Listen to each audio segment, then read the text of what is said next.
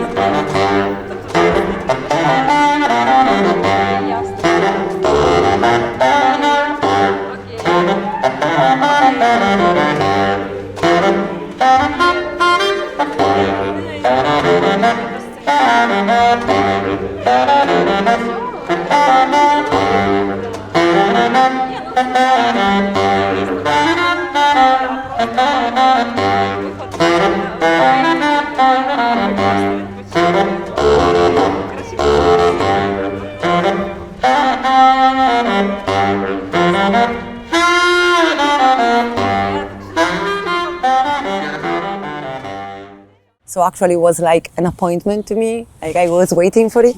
I love the festival itself, how it's organized, the energy of the organizers this year.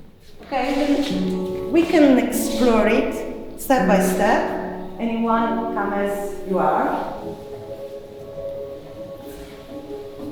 I guess the main thing was the pleasure to be in the research, focus, be present, be attentive and discover. Go for something that we listen and we feel in the right present moment, because this is for me contact improvisation. We need to try. Yeah, let's go, let's trust. Let's trust in the family, let's trust. This was also a question, no? How to bring some philosophy and something that is bigger than just an exercise. We work also with words. I have 3: center, timing, and universes.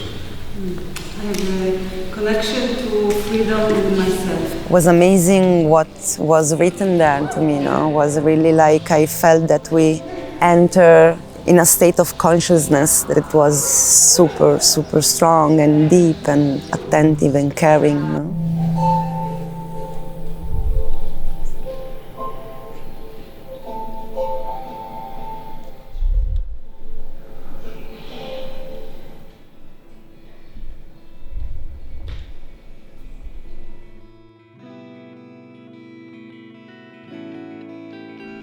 Now I'm putting I'll leave again. So so there is this constant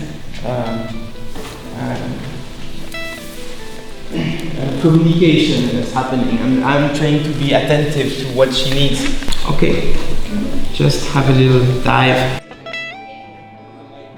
I was orienting my class towards communication skills in the context of dancing. developing abilities to communicate via the skin, especially direction, motion. The good leadership is about having skills to listen first. Another aspect could be working with choreographed sequences, concentrated study of a specific form.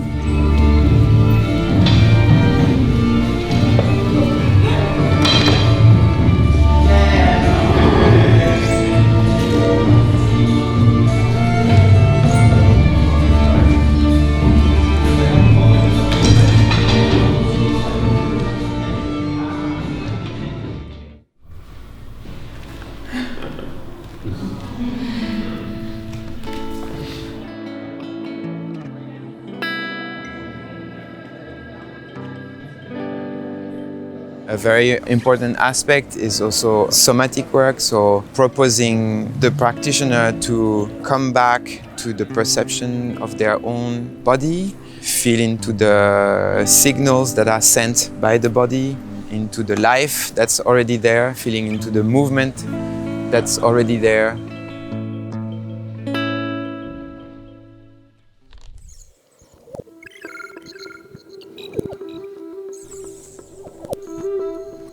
Marina Abramovich said, "The deeper I go inside myself, the more universal I come out. The more the characters you portray, you will go to the bare necessities." And that was a description of the workshop. You would go to the basic necessities of what you are, not just who you are, and share that with people, using the art to get to know yourself as an artist.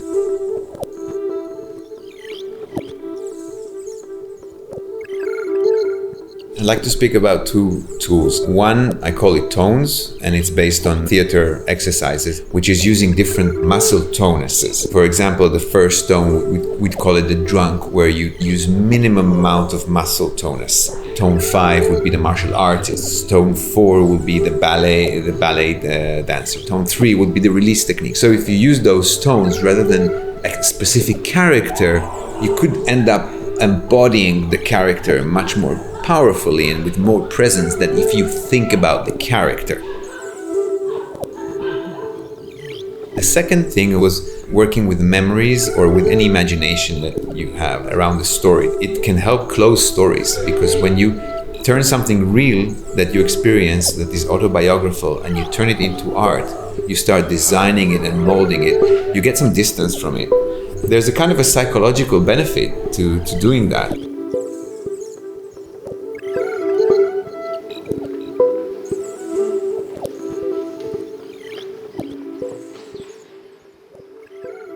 There's just one rule that can help both performance and also contact improvisation without performance. It's that being aware of not just your partner, but the whole space. So actually where your partner is not.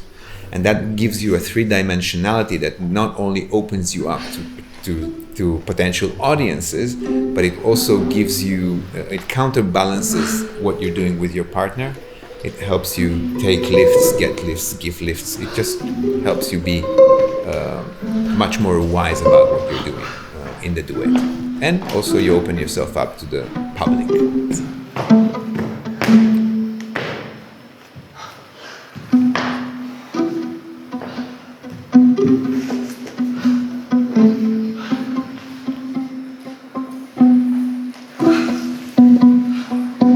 A process to study the form in a deeper way. In the morning we have a 3-hour intensive starting at 10 till 1. Then we have a 2-hour break, and we're here in the city center basically, so there is a lot of nice places to hang out.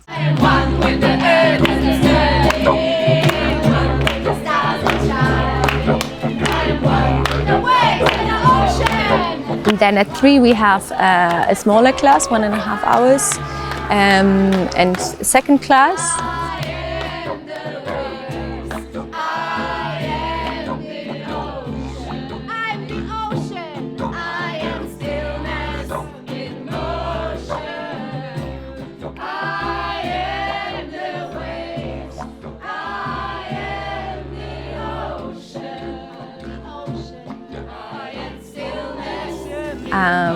and another 2-hour break, and then we have a jam. And also we have special events, so we have the site-specific contact.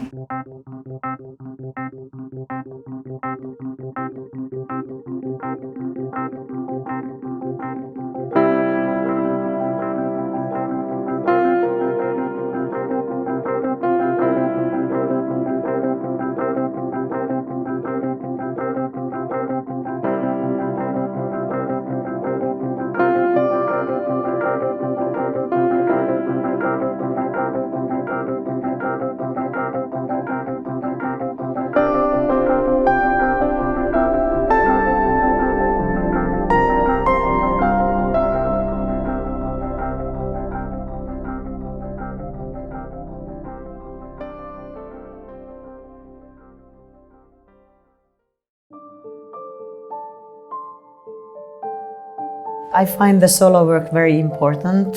It's like you study how you organize your body. When you work with the solo work, you also take responsibility of your own movement, and you get ready movement-wise to meet the other moving body as well.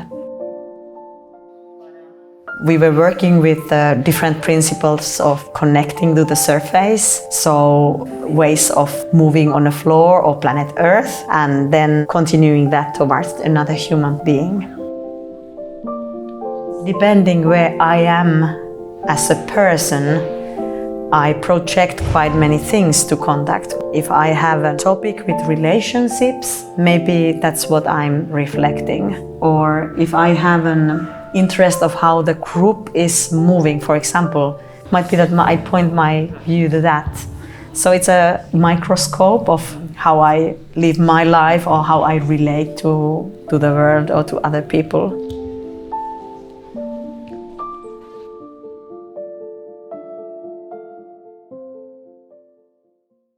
I feel now is a time when you can do things from the state of total honesty and no openness. Other way, it just doesn't work anymore. Where are you? Can you be there? First of all, it's always the investigation of those boundaries and where they appear. Who wants to have those? Who is afraid? The experience of life very often is dictated by those boundaries. So the more you challenge them, the more you can enrich your experience of life. Once you get into this practice of flow, you notice like what I perceived as boundaries yesterday, last year, is not what I perceive as boundaries now, today. Mm-hmm. So then it kind of pushes you in your perception further into this investigation. We are actually having this labyrinth in our mind, and we are bumping basically into our own walls of this labyrinth we created, like boom, boom, boom, boom, boom, boom. It's very interesting. With all these convictions, we have ideas, what's right, what's not right. Sometimes one question like, can you feel that you don't have any convictions can liberate you? If you can really have this sensation that I don't have any convictions. For me, it really can bring down all the boundaries just by imagining it. Dance is the way to understand myself, people, relations, world, taking someone waits, or staying relaxed when someone tense is coming. Swimming in the gravity, swimming in the air, being supported. Sometimes the dancing is opening for imagination. When you fall and you are safe. It's a lot of fun there. It's like being a kid and exploring movement and exploring joy. Meeting with someone, it's a moment of playfulness. And sometimes it's easier actually to have fun with someone in contact or in improvisation, in this special rules, in this bubble, because you cannot do certain things with someone on the street. All these lifts and going down. Not feeling gravity. The most important thing to tune together. So it's like you have two radios going on, and you can have this station and cacophony going. We never know if we can read each other, we can see, hear, whatever. But then maybe we tune, and suddenly, yes, we have the same waves. Contact improvisation is giving you tools how to be clear in your life.